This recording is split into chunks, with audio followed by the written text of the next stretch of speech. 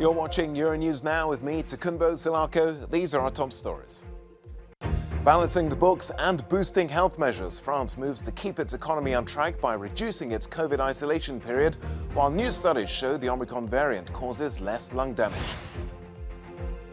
Sudan's plunged into a new political crisis as Prime Minister Hamdok resigns after months of widespread pro-democracy protests.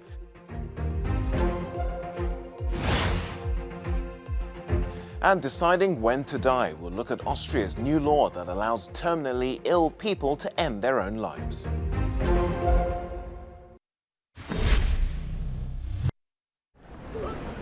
France is reducing the isolation period for fully vaccinated people who test positive for COVID-19. From today, January the 3rd, it's being cut from 10 to 7 days.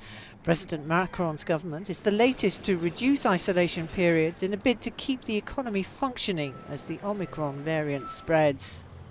France's National Assembly is also set to vote on changing the country's health pass into a vaccination pass.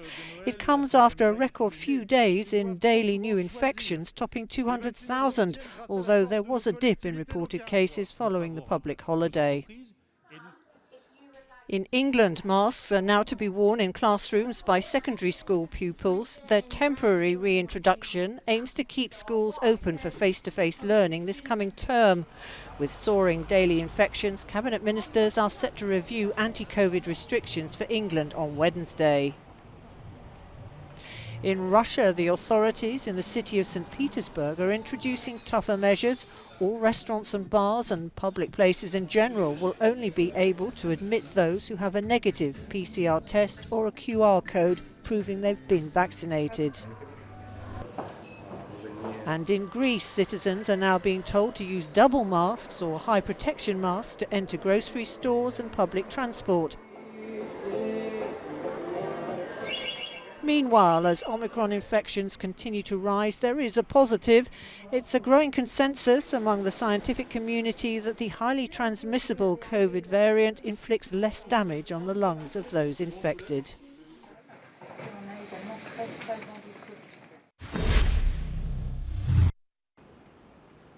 Chinese real estate giant Evergrande has suspended its listing on the Hong Kong Stock Exchange. Over the weekend, the trouble company was ordered to demolish 39 buildings on the island of Hainan within 10 days for violating urban planning laws. Evergrande has been struggling to repay more than €200 billion in liabilities since Beijing ordered a crackdown real estate sector debt and consumer speculation. In recent months, the company had promised to finish 91.7% of its unfinished projects and deliver them to buyers in a desperate bid to salvage its debts, despite having missed the earlier payment of more than €1 billion. Failure to pay suppliers and contractors led to sustained protests from home buyers and investors at the group's Shenzhen headquarters in September. Evergrande's woes have had a knock-on effect throughout China's property sector, with some smaller firms also defaulting on loans and others struggling to find enough cash. Chinese authorities say they have no intention of bailing out the organisation.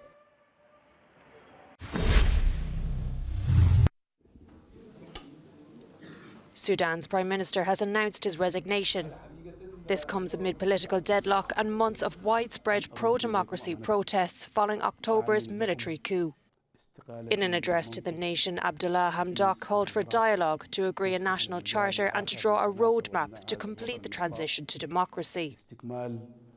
Prior to his resignation, Sudanese security forces had violently dispersed pro-democracy demonstrators, killing at least 2 people. Hamdok's departure comes less than 2 months after being reinstated as part of an agreement with the military. During that time, he failed to name a cabinet, while his resignation throws Sudan into political uncertainty. October's coup upended Sudan's plans to move to democracy after a popular uprising forced the military to overthrow longtime autocrat Omar al-Bashir.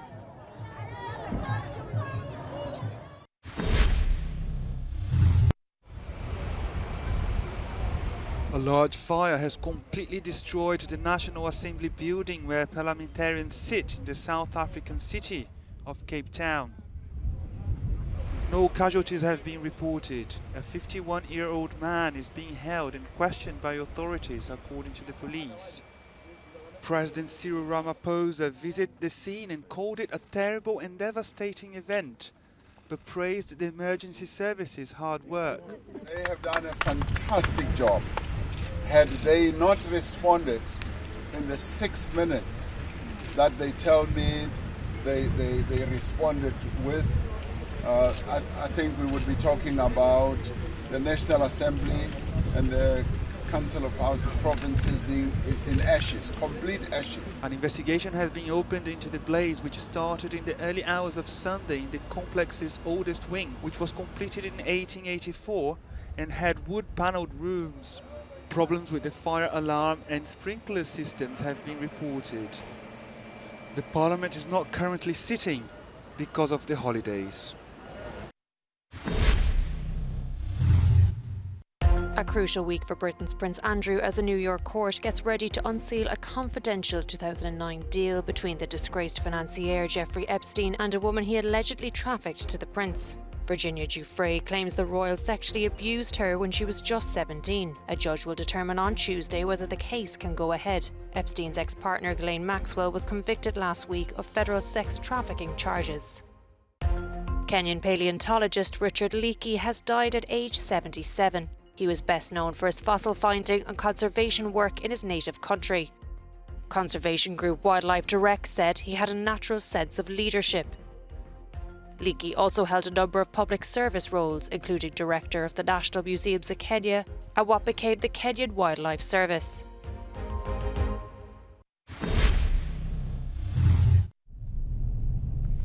Search teams in Colorado are still looking for 2 missing people among the snow-covered yet smouldering debris after last week's massive wildfire.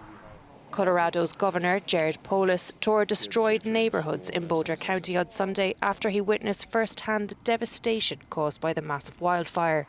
Nearly 1,000 homes and other buildings have been destroyed between Denver and Boulder County. The blaze came unusually late in the year following an extremely dry autumn amid a winter devoid of snow until now. As families trudged through the snow to determine the condition of their homes, one man was brought to tears by what he saw.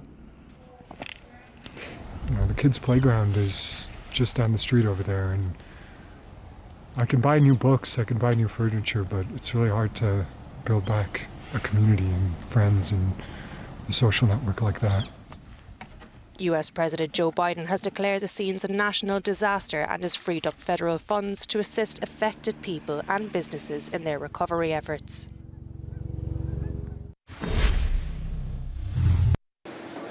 A new law has come into effect in Austria, allowing people who are terminally ill to end their own lives. Euronews reporter Johannes Pleschberger has more from Vienna. The prerequisite for assisted suicide in Austria is that the person willing to die must be of age and seriously ill in the long term. 2 different doctors must then confirm this, including whether the person willing to die is at all capable of making such a decision. The lethal drug will be available in pharmacies. Almost all parties have voted in favor of the so-called death decree law, except for the opposition party FPÖ, according to which it has not been clarified what will happen with the lethal drug if it is not or only partially used. Much criticism comes from the Catholic Church, which is dominant in Austria. The chairman of the Bishops' Conference called the legal approval of assisted suicide the most serious event of the past year. The Church had also announced that it would ban the new legal practice in its own hospitals. The new law was prompted by a decision of the Constitutional Court that the previous ban on assisted suicide was unconstitutional. The government then consulted with experts on how best to prevent abuse and reduce the desire for early termination of life. For example, more money will now be made available for hospice and palliative care, because it should not be up to personal circumstances or income levels what care conditions a person finds at the end of life. Johannes Pleschberger, Euronews, Vienna.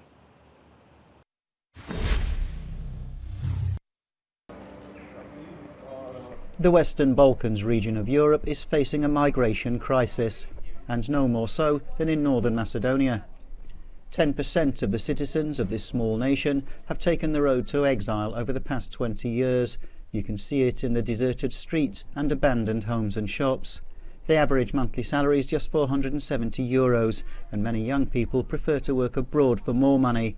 Around 600,000 Macedonians now live elsewhere, leaving 1.8 million compatriots at home facing abysmal economic growth and lack of investment. It's getting really difficult. We're locked in a dysfunctional system and it's hard to rebuild some unity or to try to create something better. It's like that because there are too many injustices, dysfunctions, and it's really hard to start from scratch and improve from there.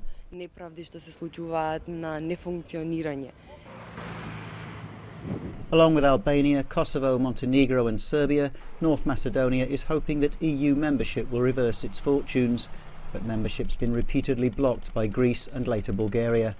And even if it did get in, Croatia proves it might not be the magic cure. Since joining the bloc in 2013, its population has shrunk by 10% over the past 10 years. The reason, once again, is the migration of young people abroad for a better future.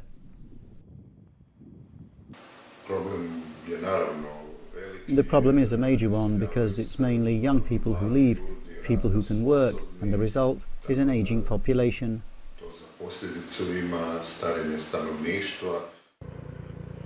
Zagreb is providing significant financial incentives for citizens who've migrated within the EU to return and start businesses in their homeland, but it could turn out to be wishful thinking.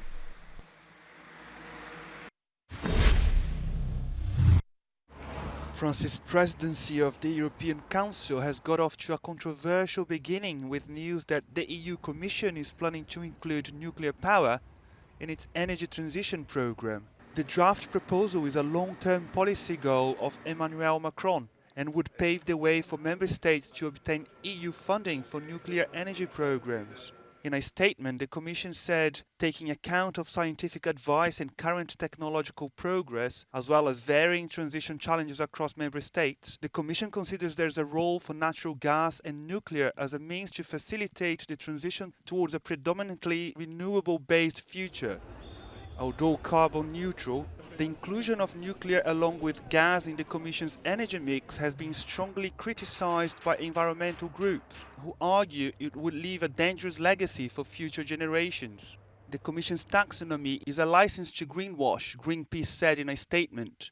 Polluting companies will be delighted to have the EU seal of approval to attract cash and keep wrecking the planet by burning fossil gas and producing radioactive waste. Germany has long been an opponent of including nuclear power in Europe's energy transition. Only this week it closed 3 nuclear reactors, aiming to end all nuclear power generation by the end of this year. The newly appointed environmental minister described the Commission's position as a total mistake.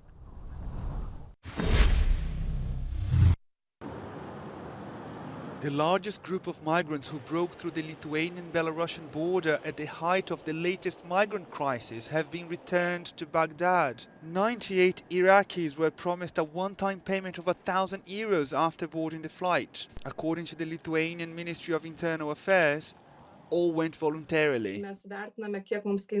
We estimate how much it costs for us for each migrant. The basic cost of maintaining one migrant is around €11,000. It is obviously more profitable for us to offer a benefit, buy a ticket or arrange a flight, and have fewer challenges and other problems.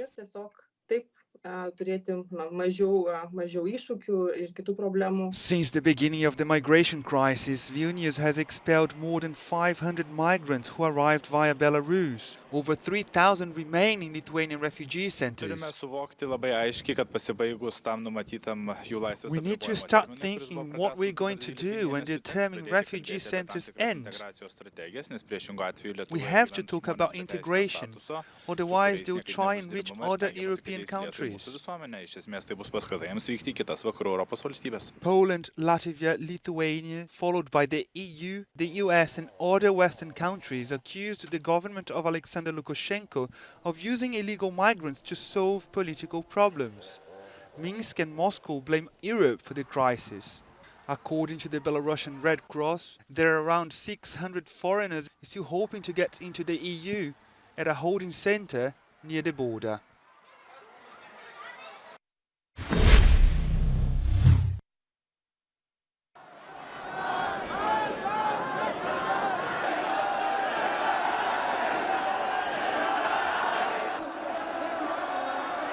المؤمنين والمؤمنات والمسلمين والمسلمات.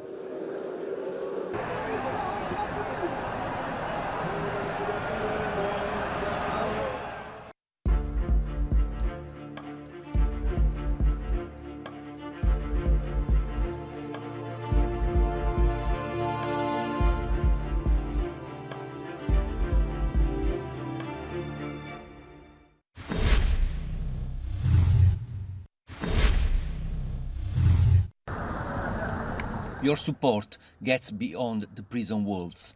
With these words, Patrick Zaki, the young Egyptian citizen and Italian university student detained in an Egyptian prison for 22 months for a crime of opinion, wanted to thank students and professors from his university in Bologna for their support. More than 1,000 letters poured in at the University of Bologna since Patrick's professors decided to open an email account to keep the support campaign alive during the COVID-19 lockdown at the beginning of 2020. Quello che ha colpito di questa vicenda è l'assoluta spontaneità e What struck us in this event is the absolute spontaneity and unanimity of the feelings that Patrick was able to evoke, not only from students and professors, but from all types of citizens in Italy and around the world. Varie specie di cittadini da tutto il paese e non solo da tutto il paese. Letters came in from Italy, Europe, Russia, USA, South America, throughout Patrick's detention and also when he was released from prison the last 8th of December, although still awaiting trial. Patrick, we are a group of female students, and today we were so happy about the news that we decided to leave the lesson early to celebrate. We raised a toast for you, but then we felt guilty because we had the privilege to attend lessons, but you can't. It may be considered as an obsolete form of communication, but the power of sending letters is still great nowadays, because it reflects the power of the many who can change things just by showing their moral support. Accused of writing an article in defense of the Coptic minority in Egypt, Patrick awaits trial on the 1st of February. In the University of Bologna, they strongly believe in his innocence and they are doing all they can to make their voice heard. Patrick is a bright and capable young man, very generous and very nice too. But that's not the point. The university had the duty and the right to demand justice for one of its students. Patrick is an Egyptian citizen, but he's also an Italian student of the University of Bologna and a European student too. Critical thinking and freedom of thought. These values are at stake in Patrick's story, and these are the values that students, professors and citizens in Bologna and Italy are defending through their letters. Luca Palamara for Euronews, Bologna.